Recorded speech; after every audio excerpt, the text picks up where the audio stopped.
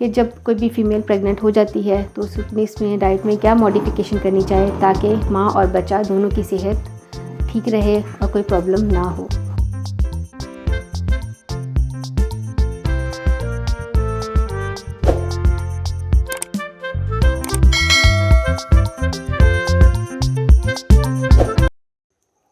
अस्सलाम वालेकुम, मैं डॉक्टर राबिया नईम।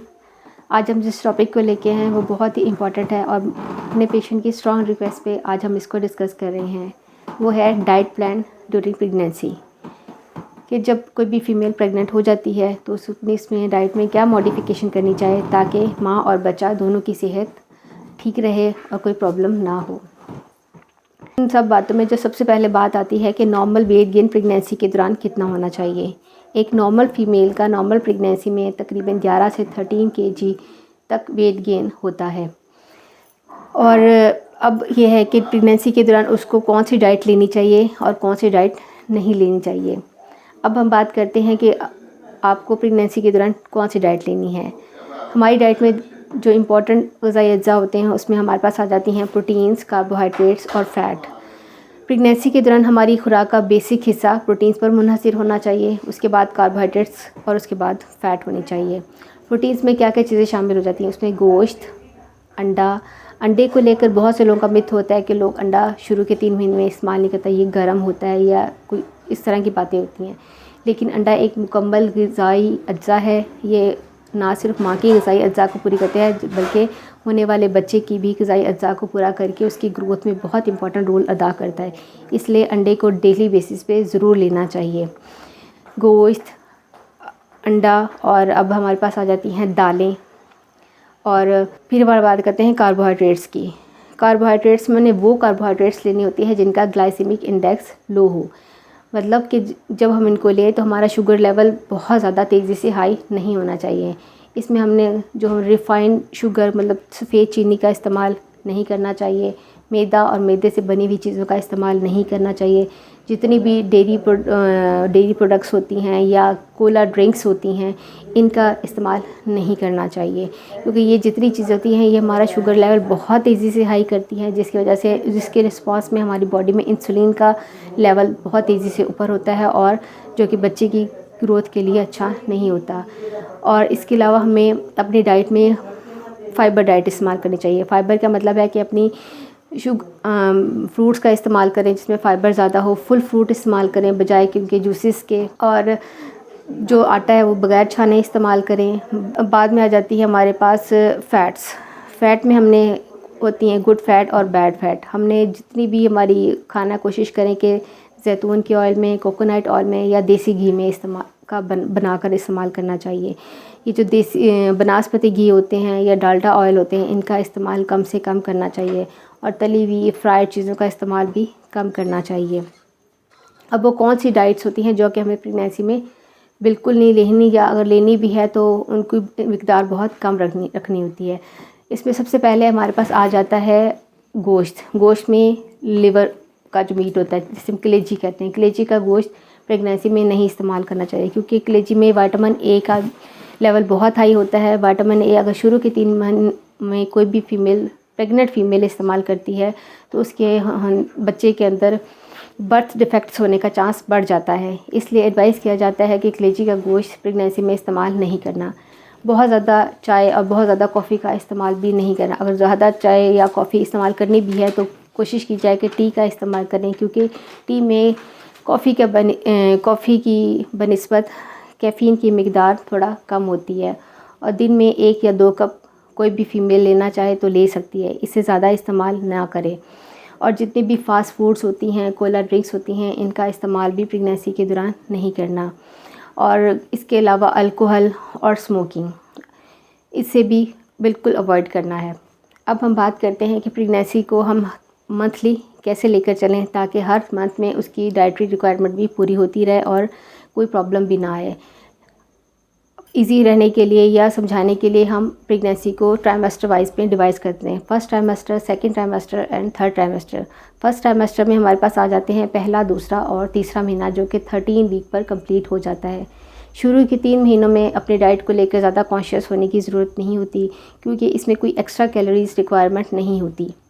लेकिन क्योंकि शुरू के 3 महीनों में अक्सर फीमेल्स को वॉमिटिंग की शिकायत होती है, मतली आने की शिकायत होती है, भूख कम लगती है, खाने को दिल नहीं करता, जिसकी वजह से उनको डिहाइड्रेशन हो जाती है। इसलिए मैं एडवाइस करूँ कि शुरू के 3 महीने में एक तो वाटर का इंटेक अच्छा रखें ताकि आपको डिहाइड्रेशन ना हो। फ्रेश फ्रूट्स का इस्तेमाल करें। अपनी डाइट को स्मॉल फ्रीक्वेंट मील्स में चेंज कर दें। इसका मतलब ये है कि हमने 3 टाइम खाना नहीं खाना, बल्कि अपनी डाइट को 5 टाइम्स अ डे कर देना है, ताकि हर टाइम आप थोड़ा कम खाएं, ताकि एक तो स्टमक उसको अच्छे तरीके से डाइजेस्ट कर ले और एक जो प्रॉपर उसकी डाइजेशन हो जाए, कोई प्रॉब्लम ना हो, वॉमिटिंग भी ना हो। अपनी डाइट में दूध का इस्तेमाल रखें, दही का इस्तेमाल रखें। दही एक बहुत अच्छा प्रोबायोटिक होता है जो ना सिर्फ स्टमक को डिस्टर्ब होने से बचाता है, इसकी एसिडिटी को मेंटेन रखता है, दूसरा बेबी की जो इम्प्लांटेशन का प्रोसेस है उसमें भी बहुत हेल्पफुल होता है। जब शुरू के 3 महीने में एक तो आपने पानी का इस्तेमाल कर लिया, दूध का इस्तेमाल कम से कम 1 से 2 ग्लास दूध ज़रूर इस्तेमाल करें। अगर बार बार वॉमिटिंग हो रही है तो कोई भी अच्छी एंटीबायोटिक का इस्तेमाल करें ताकि वॉमिटिंग कम से कम हो और बच्चे की ग्रोथ पर कोई असर ना हो। अब बात करते हैं सेकेंड ट्राइमेस्टर की। सेकेंड ट्राइमेस्टर में हमारे पास आते हैं 4, 5 एंड 6 मंथ। इन 3 महीनों में अब बेबी की ग्रोथ बढ़ जाती है, बेबी अपना साइज़ में थोड़ा बड़ा हो जाता है, उसकी रिक्वायरमेंट बढ़ जाती हैं। अब उस पर बोन्स की डेवलपमेंट शुरू हो जाती है। अब उसको एक्स्ट्रा कैलोरीज़ की रिक्वायरमेंट होती है। इन 3 महीनों में जो एक्स्ट्रा कैलोरीज़ रिक्वायरमेंट होती है वो तकरीबन 350 अपनी नॉर्मल डाइट से ज़्यादा उसको लेनी चाहिए ताकि हमल की रिक्वायरमेंट पूरी हो सकें।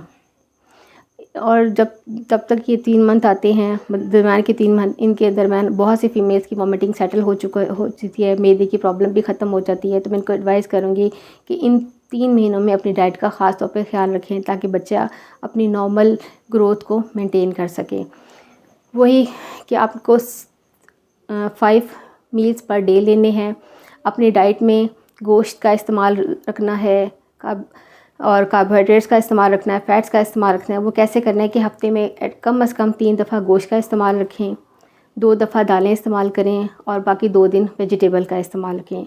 हर रोज़ कोई भी जो भी सीजनल फ्रूट है उसको अपनी डेली रूटीन में शामिल रखें।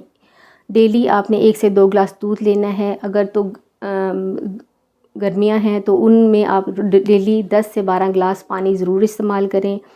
और अगर विंटर सीज़न चल रहा है या सर्दियों का मौसम है उसमें 5 से 6 ग्लास कम से कम ज़रूर डेली के ज़रूर लें, क्योंकि ये आपके बच्चे की रिक्वायरमेंट के लिए पानी की और बॉडी को डिहाइड्रेशन से बचाने के लिए बहुत ज़रूरी होता है। क्योंकि जब पानी की आप इंटेक कम करते हैं तो जिस्म में क्या होता है कि कॉन्स्टिपेशन हो जाती है, पेट दर्द होती है और इस वजह से आपने पानी का इंटेक अच्छा रखना है।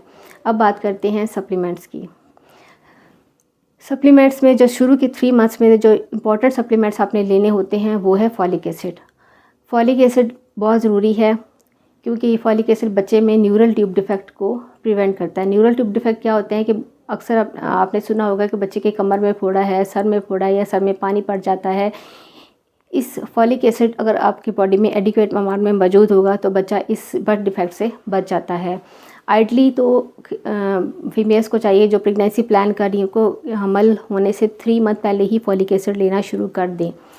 लेकिन अगर वो नहीं लेती तो कम जैसे ही प्रेगनेंसी होती है अपनी फॉलिक एसिड लेना शुरू कर दें। अब normal folic acid requirement pregnancy में कितनी होती हैं, वो तकरीबन 300 से 400 माइक्रोग्राम्स पर होती हैं, जो कि इसको न्यूरल ट्यूब डिफेक्ट को रोकने के लिए होती हैं या उससे बचने के लिए होती हैं। लेकिन कुछ जो फीमेल डायबिटिक होती हैं या जिनको एपिलेप्सी होती है या कोई मेडिकल डिजीज़ होती है उनको फॉलिक एसिड की हाई डोज चाहिए होती है, तकरीबन 5 मिलीग्राम पर डे तक चाहिए होती है।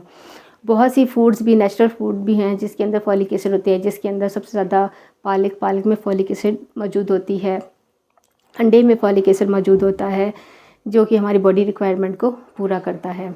अब करते हैं सप्लीमेंट्स जो उसने सेकेंड ट्राइमेस्टर में लेनी होती है। सेकेंड ट्राइमेस्टर में अब कैल्शियम और आयरन को अपनी डाइट में शामिल रखें, क्योंकि क्योंकि बच्ची ग्रोथ करने वाले बेबी ने उसके जिस्म में हड्डियों की ग्रोथ होनी है, उसने अपनी जेनेटिक हाइट को मेंटेन करना है।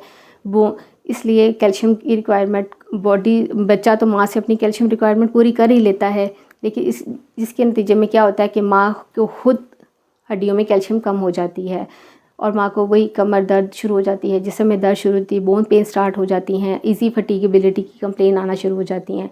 तो उनको चाहिए कि वो एडिशनल कोई भी कैल्शियम और आयरन सप्लीमेंट्स लेना शुरू कर दें। और अगर उनका टाइमिंग को डिसाइड किया जाए तो मॉर्निंग टाइम में बेहतर है कि वो आयरन सप्लीमेंट ले और शाम के टाइम वो कैल्शियम सप्लीमेंट ले। इन दोनों को इकट्ठा नहीं लेना और इन दोनों को दूध के साथ भी नहीं लेना। अब बात करते हैं थर्ड ट्राइमेस्टर की।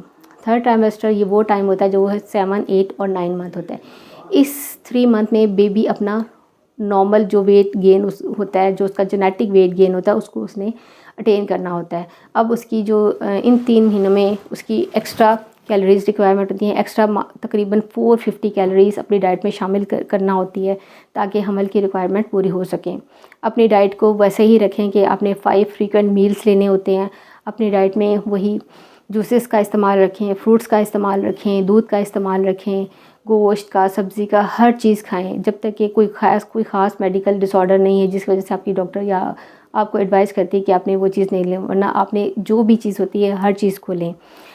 पानी का इस्तेमाल ज़्यादा से ज़्यादा रखें, वॉक करें, थोड़ी बहुत लाइट सी एक्टिविटी ज़रूर रखें क्योंकि इन 3 मंथ्स में अब यूट्रस का साइज़ बढ़ जाता है, स्टमक पर प्रेशर इफ़ेक्ट्स आते हैं, गट पर प्रेशर इफ़ेक्ट्स आते हैं, जिसकी वजह से कॉन्स्टिपेशन की, लो बैक एक की ज़्यादा कंप्लेन देखी गई। लेकिन अगर वाटर इनटेक अच्छा रखेगा, डाइट को प्रॉपर मेंटेन रखा जाए तो ये प्रॉब्लम उसको कम से कम होती हैं और बच्चा भी अपनी नॉर्मल हाइट को मेंटेन कर लेता है।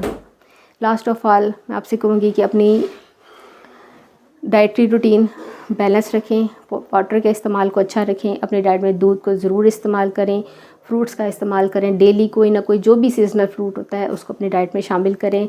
और अगर नट्स की बात करें तो 2 से 3 खजूरें और 1 गिलास दूध के साथ लेने से जो जिस्म के अंदर खून की कमी होती है वो भी बहुत हद तक पूरी हो जाती है और बाद का सप्लीमेंट्स की भी ज़रूरत नहीं पड़ती। अगर मेरी दी हुई इन्फॉर्मेशन आपको पसंद आए तो प्लीज़ मेरे चैनल को शेयर करें, लाइक करें और सब्सक्राइब करें। और अगर आप चाहते हैं मैं किसी और टॉपिक पर आपसे बात करूं तो वो कमेंट्स में मुझसे ज़रूर डिस्कस करें। शुक्रिया।